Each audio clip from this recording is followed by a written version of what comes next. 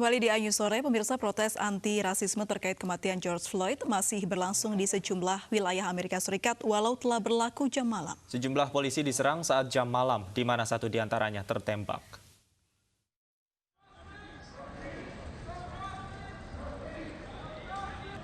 Demonstran di Washington pada Rabu malam waktu setempat bergerak ke Capitol atau Gedung Kongres Amerika Serikat untuk memprotes kematian George Floyd dan menuntut agar undang-undang diubah untuk mencegah hal itu terulang. Sepanjang jalan menuju Capitol yang dekat Gedung Putih, tentara dan agen federal berjaga untuk mengawasi kerumunan. Barikade dipasang di sekitar Gedung Capitol dan polisi berjaga. Menjelang tengah malam, aktivis masyarakat meminta demonstran untuk pulang karena adanya aturan jam malam. Namun tak semua kembali ke rumah, banyak yang bertahan di jalan dan kembali ke area Gedung Putih untuk menggelar protes.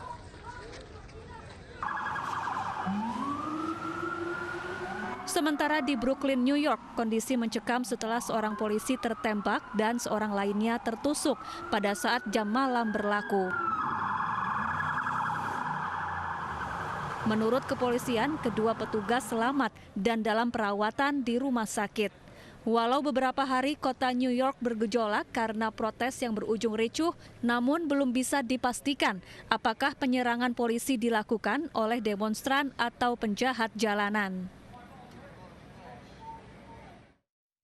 Untuk mengetahui kondisi terkini pasca gelombang unjuk rasa antirasisme di Amerika Serikat, sudah bergabung bersama kami warga negara Indonesia yang saat ini sedang berada di kota Washington DC, ada Ratna Carey.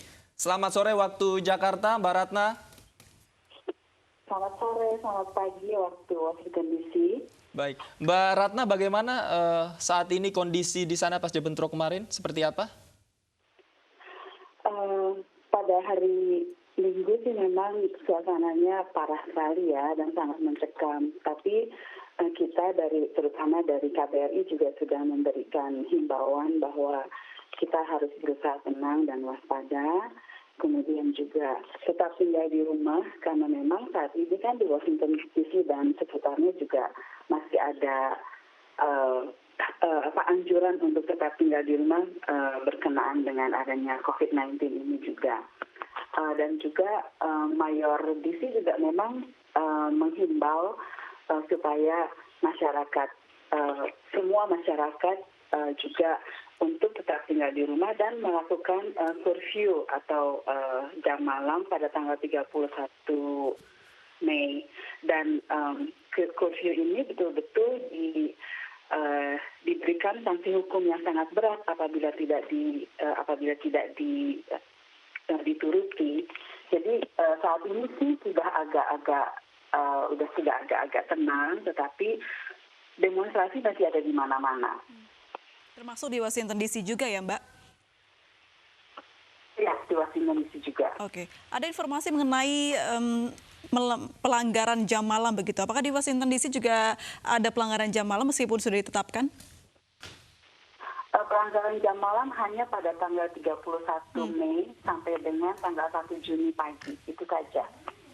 Baik, setelah itu berjalan normal seperti biasa atau ada arahan lain yang mungkin bisa menghindari adanya demonstran lanjutan begitu? Nah, sampai hari ini tidak ada arahan lain atau peraturan untuk jam malam lagi, tetapi kelihatannya memang masyarakat juga lebih berusaha untuk menahan diri di rumah yang tidak ikut-ikutan demo ya. Dan demonstrasinya juga sudah mulai banyak berkurang. Masih ada banyak dan ancaman-ancaman demo juga masih banyak. Misalnya untuk di daerah Maryland itu masih ada yang ancaman untuk demo di mall, tetapi ternyata tidak terjadi. Baik, apakah aksi ini juga membuat Anda dan juga tetangga-tetangga sekitar takut untuk keluar melakukan aktivitas seperti membeli kebutuhan sehari-hari, Mbak? Memang begitu. Jadi kita juga amat sangat suasana terasa mencekam dan kebetulan tetangga saya juga memang orang hitam dan kita memang akrab dan kita membicarakan mengenai situasi ini dan mereka juga amat sedih dan amat khawatir. kita juga memang amat berhati-hati. Tapi saya sempat juga keluar untuk berbelanja dan keadaan di daerah tempat kami tinggal, yaitu di daerah suburb masih oke dan tidak terlalu mencekam. Tidak terlalu mencekam, Mbak Ratna. Bagaimana dengan fasilitas-fasilitas umum, kemudian tempat-tempat strategis publik? Apakah di sana juga terlihat pengetatan penjagaan oleh petugas, Mbak Ratna, sejauh ini? Saya sempat sedikit jalan-jalan dengan mengendarai mobil. Memang banyak sekali polisi yang bertugas di jalan. Dan terasa memang keadaan di jalan juga jauh lebih sepi dari biasanya. Tempat-tempat umum juga banyak yang kosong.